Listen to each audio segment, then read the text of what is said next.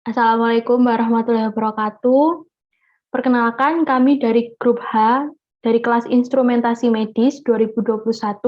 Di sini kami akan mempresentasikan mengenai metode Rivaroki.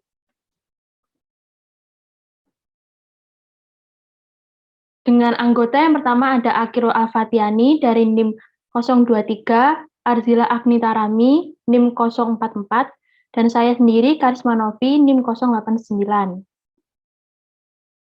Baik, selanjutnya mengenal Scipion Rivaroki. Rivaroki lahir pada 7 Agustus di Almese pada tahun 1863. Beliau lulus dalam kedokteran dan bedah pada tahun 1888 dari Universitas Turin. Dari tahun 1888 hingga 1898, beliau bertindak sebagai asisten dosen di klinik medis propedeutik di Turin di bawah bimbingan Carlo Forlanini dan membantunya dalam penerapan iatrogenik pneumothorax untuk pengobatan tuberkulosis paru-paru. Lalu selanjutnya kita mengenal tekanan darah. Tekanan darah merupakan gaya yang diberikan darah pada dinding pembuluh darah. Tekanan ini bervariasi sesuai dengan pembuluh darah terkait dan denyut jantung.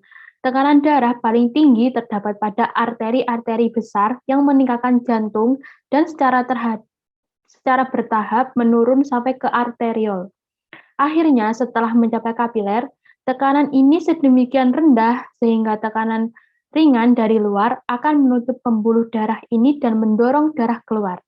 Tekanan darah hampir selalu ditanyakan dalam milimeter air raksa atau biasa kita kenal mmHg. Karena manometer air raksa telah dipakai sejak lama sebagai rujukan baku untuk pengukuran tekanan. Sebenarnya tekanan darah berarti daya yang dihasilkan oleh darah terhadap setiap satuan luas dinding pembuluh. Terkadang tekanan dinyatakan dalam sentimeter air sentimeter H2O. Ini berdasarkan Hutton and Hall 2008. Lalu selanjutnya ada pengukuran tekanan darah dapat dilakukan dengan cara langsung maupun tidak langsung. Cara langsung pengukuran tekanan darah dilakukan dengan memasukkan kateter arteri ke dalam arteri, kemudian diukur pada tekanannya. Sehingga cara tidak langsung dilakukan dengan menggunakan sphygmomanometer dan stetoskop. Baik, kita melanjut ke metode Rivaroki atau biasa disebut dengan palpasi.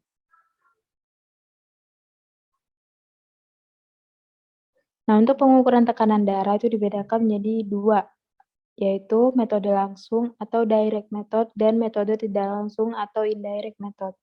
Untuk perbedaannya, metode langsung atau direct method itu menggunakan jarum atau kanula yang dimasukkan ke dalam pembuluh darah dan dihubungkan dengan manometer. Metode ini merupakan cara yang sangat tepat untuk pengukuran tekanan darah, tapi butuh peralatan yang lengkap dan keterampilan khusus.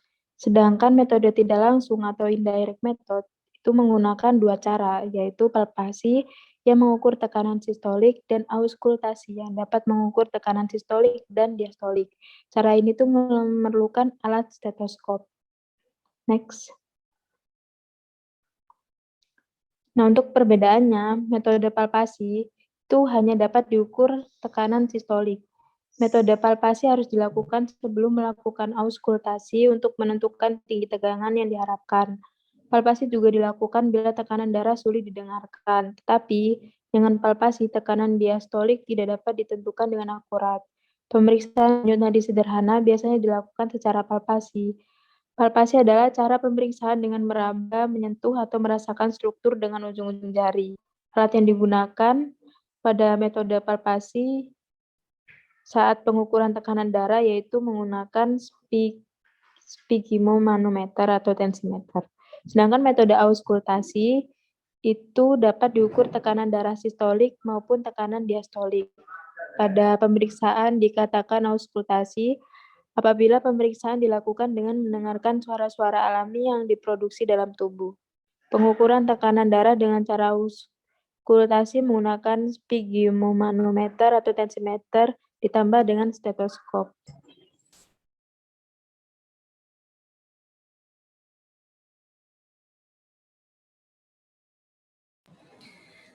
Selanjutnya yaitu langkah-langkah mengukur tekanan darah menggunakan metode palpasi. Nah, yang pertama di sini pasien berbaring terlentang tenang di meja periksa. Nah, kemudian setelah berbaring meletakkan lengan yang mau diukur tekanan darahnya, yaitu lengan kanan di sisi tubuh dengan kedudukan volar. Nah, kemudian setelah itu memasang manset pada lengan atas kanan sekitar 3 cm di atas fossa cubitus atau itu tidak terlalu ketat maupun tidak terlalu longgar. Selanjutnya yaitu meraba serta merasakan denyut arteri radialis dextra.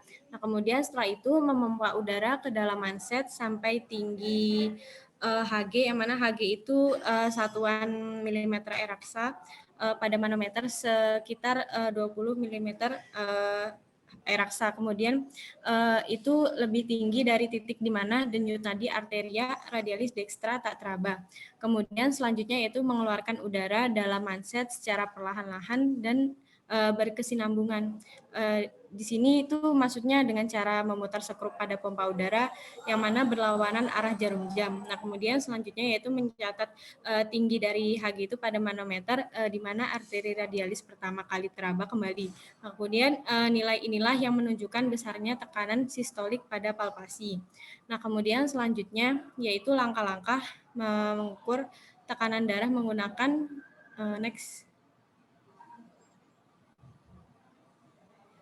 yaitu selanjutnya merupakan langkah-langkah mengukur tekanan darah menggunakan metode auskultasi. Yang pertama di sini pasien berbaring terlentang tenang di meja periksa dengan manset tetap terpasang di lengan atas kanan, kemudian posisi lengannya tetap di sisi tubuh dengan posisi volar.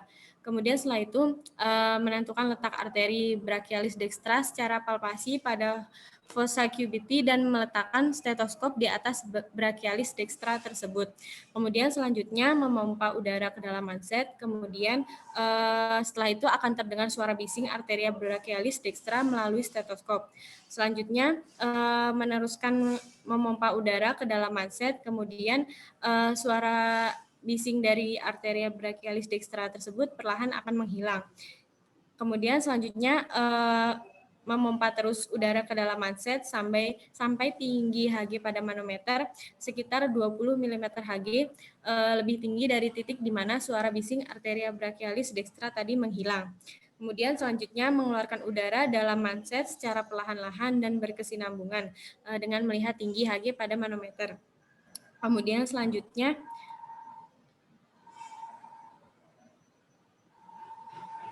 di sini terdapat kesimpulan dari presentasi yang kami sampaikan, yaitu tekanan darah merupakan gaya yang ditimbulkan oleh darah terhadap satuan luas dinding pembuluh darah atau arteri. Tekanan darah bergantung pada volume darah yang terkandung di dalam pembuluh dan compliance atau daya regang dinding pembuluh yang bersangkutan, yaitu seberapa mudah mereka dapat diregangkan. Nah, secara umum pengukuran darah dapat dilakukan dengan cara langsung dan tidak langsung. Pengukuran secara langsung dilakukan dengan cara memasukkan alat pengukur tekanan ke sebuah jarum yang dimasukkan ke dalam arteri. Nah, pengukuran secara tidak langsung itu dapat dilakukan menggunakan beberapa metode. Salah satunya yaitu metode Rivaroki atau metode palpasi ini. Nah, kemudian metode ini tuh dilakukan dengan cara meraba, menyentuh atau merasakan struktur dengan ujung-ujung jari. Pengukuran tekanan darah dengan metode ini memerlukan sphygmomanometer atau tensimeter dan manset yang dapat digembungkan dan dipasang pada lengan atas untuk memberi tekanan. Nah, metode ini tuh hanya dapat mengukur tekanan sistolik dan metode ini harus dilakukan sebelum metode auskultasi untuk menentukan tinggi tekanan yang diharapkan. Metode ini juga dapat dilakukan apabila tekanan darah sulit didengarkan dengan stetoskop, tetapi metode ini tidak dapat mengukur tekanan diastol dengan akurat karena sangat kecil. Nah, sekian presentasi dari kelompok kami. Kurang lebihnya mohon maaf. Assalamualaikum warahmatullahi wabarakatuh.